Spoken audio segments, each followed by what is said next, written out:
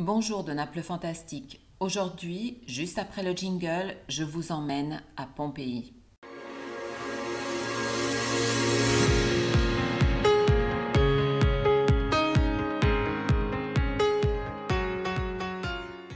Pompéi, un endroit qui évoque toujours une immense émotion.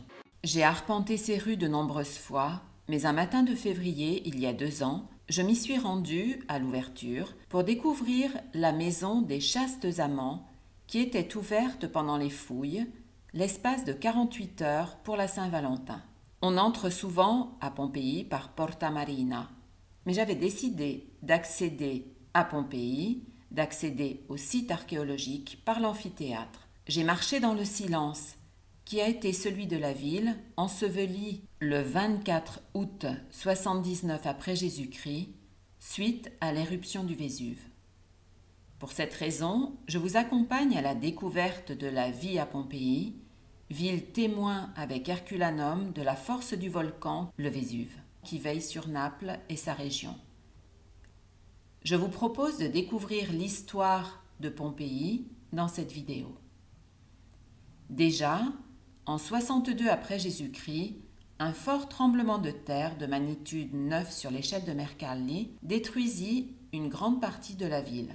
Les travaux de restauration allaient bon train, mais le 24 août 79 après Jésus-Christ, l'explosion du bouchon de lave qui obstruait le Vésuve projeta des matériaux à une hauteur de 20 km. Ceux-ci retombèrent avec une pluie de lapilli qui se déposa sur un rayon de 70 km. Le ciel alors s'assombrit et Pompéi fut ensevelie en quelques heures.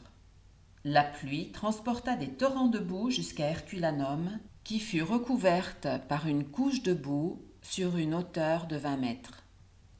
Des 10 000 habitants de Pompéi, très peu survécurent. Quelques mois plus tard, l'empereur Titus lui-même se rendit sur les lieux et confirma que la vie s'était arrêtée aussi bien à Pompéi qu'à Herculanum. Les villes resteraient à jamais ensevelies.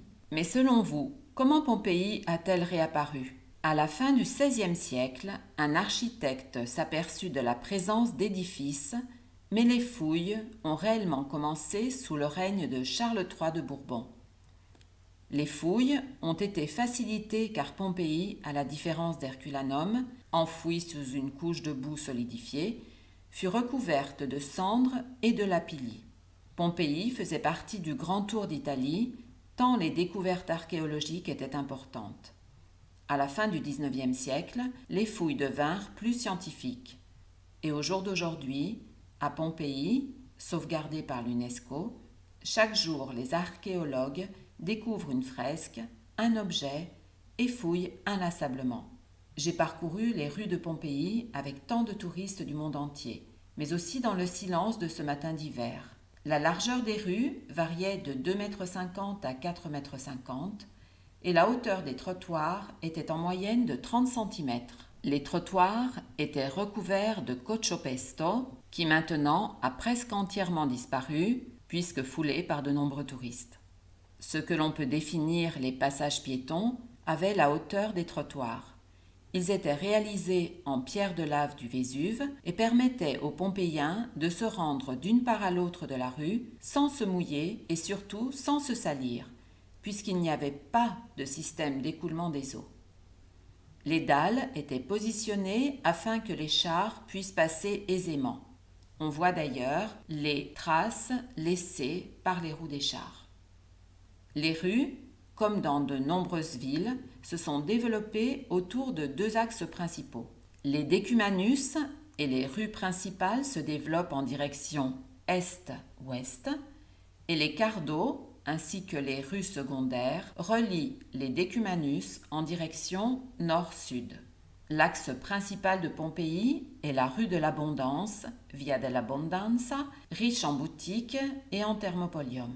La vocation commerciale est évidente pour Pompéi. Pompéi était fréquentée par des milliers de personnes provenant de différentes zones. Pour cette raison, il existait des auberges, appelées hospitium, proches des tavernes, appelées kauponae, des thermopoliums, pour manger un plat chaud, et des tabernae où l'on buvait du bon vin. On reconnaît les boutiques par les comptoirs en maçonnerie destinés à la vente. La propagande électorale était peinte sur les murs de la ville pour élire 2 duoviri iure dicundo, c'est-à-dire des magistrats qui administraient la ville et la justice, ainsi que 2 ediles qui veillaient à l'entretien des édifices publics, religieux, des thermes, du marché et des rues. Les Pompéiens étaient surtout des agriculteurs, mais nombreux étaient les artisans, les potiers, forgerons, marbriers, orfèvres, scriptores, qui peignaient sur les murs les annonces en noir et rouge que l'on peut voir encore de nos jours. Des usines suivaient le cycle de traitement de la laine. Parmi elles, les fulaunicas, où, pour blanchir les tissus, on utilisait l'urine humaine recueillie dans des récipients mobiles installés le long des rues. Certaines usines produisaient le garum, une sauce de poisson, tandis que le pain était produit par une trentaine de fours. Le pain accompagnait les fruits et les légumes qui étaient cultivés dans les potagers de la campagne pompéienne.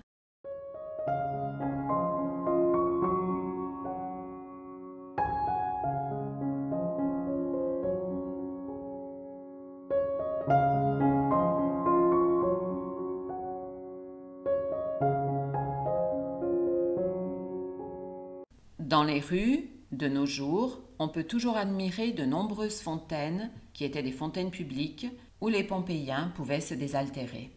Les maisons pompéiennes sont fermées vers l'extérieur. Elles sont éclairées par l'atrium grâce à une ouverture dans le toit appelée compluvium, en correspondance avec l'impluvium, un bassin qui recueillait les eaux de pluie. Certaines familles avaient éprouvé le besoin d'avoir des maisons plus luxueuses. Ainsi, de superbes villas sont nées en marge du centre de Pompéi. Pompéi était considérée la ville de Vénus, la déesse de l'amour. D'ailleurs, on parlait d'amour publiquement. Il existait plusieurs maisons closes appelées lupanars. Le forum était la place principale de Pompéi. Il était le centre de la vie urbaine et se concentraient autour de cette place les principales fonctions civiles, religieuses et commerciales. Les thermes étaient très fréquentés, divisés en 2 sections, masculines et féminines, et organisés aussi selon une succession de pièces.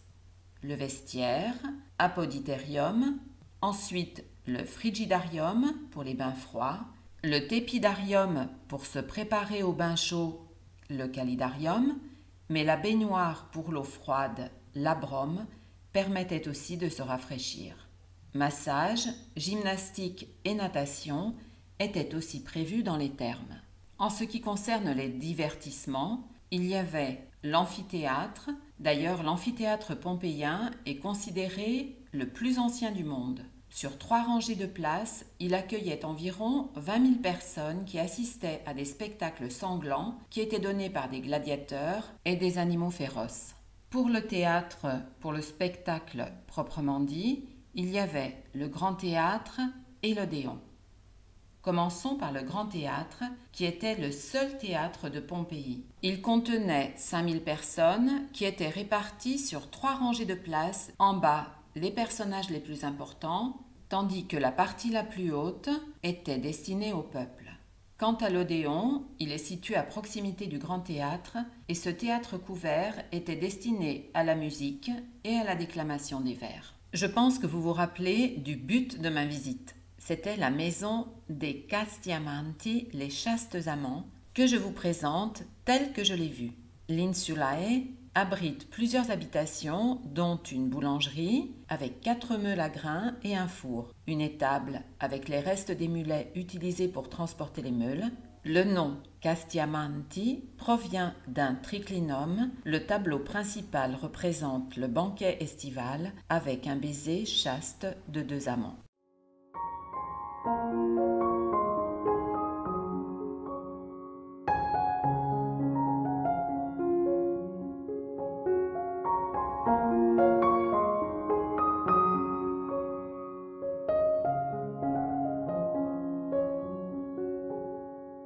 On ne peut pas parler de Pompéi sans voir la Villa des Mystères, Mais dans une prochaine vidéo, nous nous attarderons pour voir une par une les maisons, les domus, que je considère les plus importantes à Pompéi. Pendant les périodes de fermeture dues à la pandémie, toutes les équipes archéologiques ont continué à travailler à l'intérieur du site de Pompéi pour vous accueillir en toute sécurité et vous faire partager toutes les découvertes. Depuis le 21 février 2021, Pompéi a un nouveau directeur.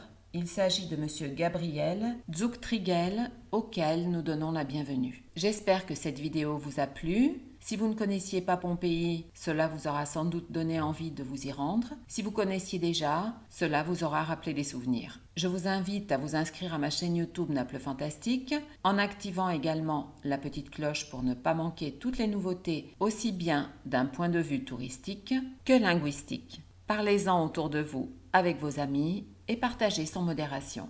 Nous espérons que très bientôt, vous pourrez venir dans notre région et visiter ou voir à nouveau Pompéi.